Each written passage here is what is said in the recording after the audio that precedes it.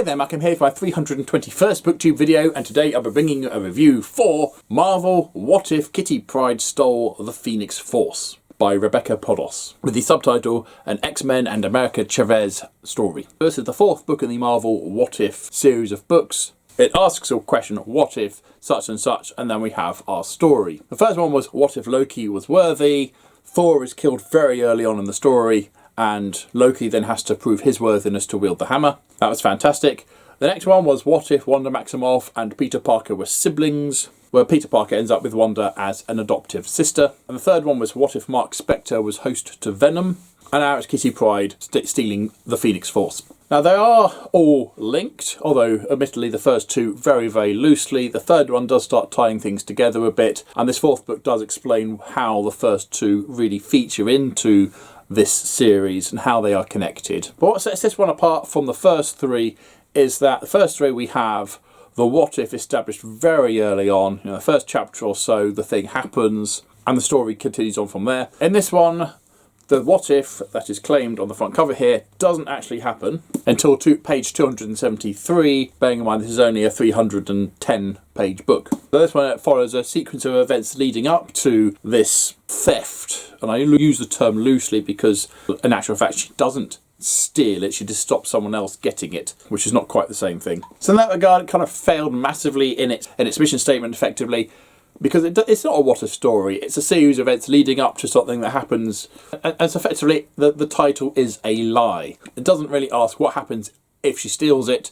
It's more of a question of what if a series of things happen which results in Kitty Pryde stealing the Phoenix Force, which is a bit more of a mouthful, but there you go. And the story itself, I felt, was a complete mess. Now, what if stories generally have the multiverse as part of its remit, and we have America Chavez, who, if you don't know, has the ability to easily travel through the multiverse. But the story took a long time to get going when we have an awful lot of Kitty Pryde and various different universes doing different things. We have the X-Men having different fates befalling them depending on what universe we're in, and certain other characters I can't really name due to spoilers of their stories as well. I want to mention another major character in here is Betsy, or Psylocke, but we spend so much time jumping between different realities or these different iterations of the characters going through certain meaningful life moments or not, that it's a case of, well, what is going on? Why should I care about the narrative, because there isn't any. By about halfway through the book, the story does actually start effectively, and we have a little bit of plotting. Basically, Psylocke realises that something's very, very wrong with their reality, and enlists Kitty Pryde to help, because she's following this psychic link, like a thread of clues or something that leads to Kitty Pryde, and then from her to somewhere else, and then from there to somewhere else, and they end up with the X-Men. Again, not a spoiler because it says it on the front cover here, although they don't really feature until way into the book, and even then it's not entirely clear why. We know the Phoenix Force has evolved, and we know which one of the X-Men is normally associated with the Phoenix Force, and that's no different here.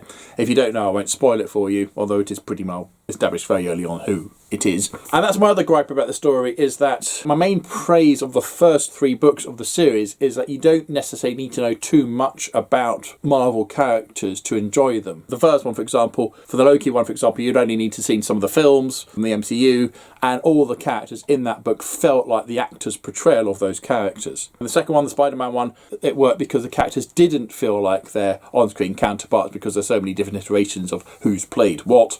Most of us know who Spider-Man is, most of us know who the Scarlet Witch is, and Doctor Strange and some of the other characters that pop up. There's no real surprises there. The Venom one I felt was a bit too heavy with characters in too few bodies, because you have this multiple personality disorder within Mark Spector, and then the invisible characters such as Khonshu, and then the Venom, and then this alternate version, and they're all there as well.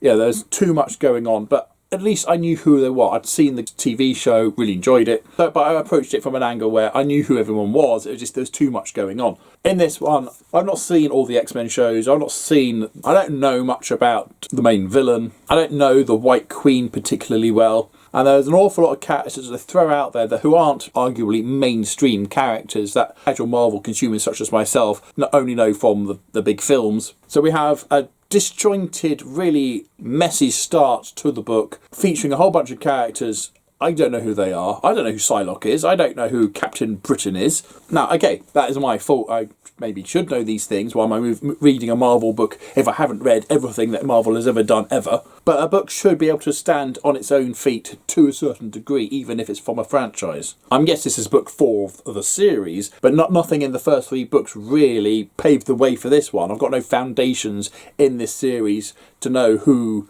Banshee is, for example. When you're going to have like sort of Cyclops and Professor X and the Wolverine and Storm, all the favourites out, why throw us Banshee? Who the hell's Banshee? I don't know Banshee. And Psylocke, again, another character I know nothing about. Anyway, so we have a plot that takes forever to start getting going. Characters, I don't know who they are. Too many multiple versions of characters just going through certain parts of their existence which have no relevance to anything as far as I could tell. And then a big battle at the end. And the battle itself was fine. There were some cool moments in it, but then there's a thing that happens which kind of negates all the efforts that everyone's made towards stopping it happening.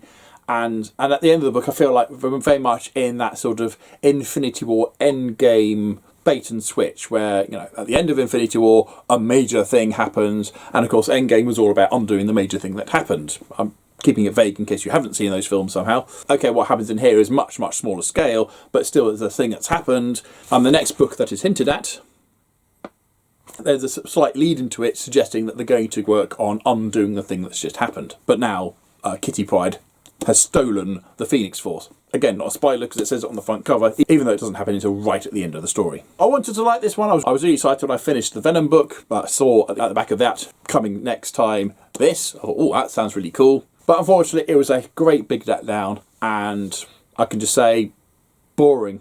Just plain dull. So there you go, that is Marvel What If Kitty Pryde Stole the Phoenix Force eventually. Have you read it? What did you think of it? Have you read the rest of the series so far? Have you enjoyed them? Which is your favourite one? The first one, What If Loki Was Worthy, is still my favourite one. I knew who the characters were, and they felt like what I knew from the screen. Not that that necessarily had to be anything.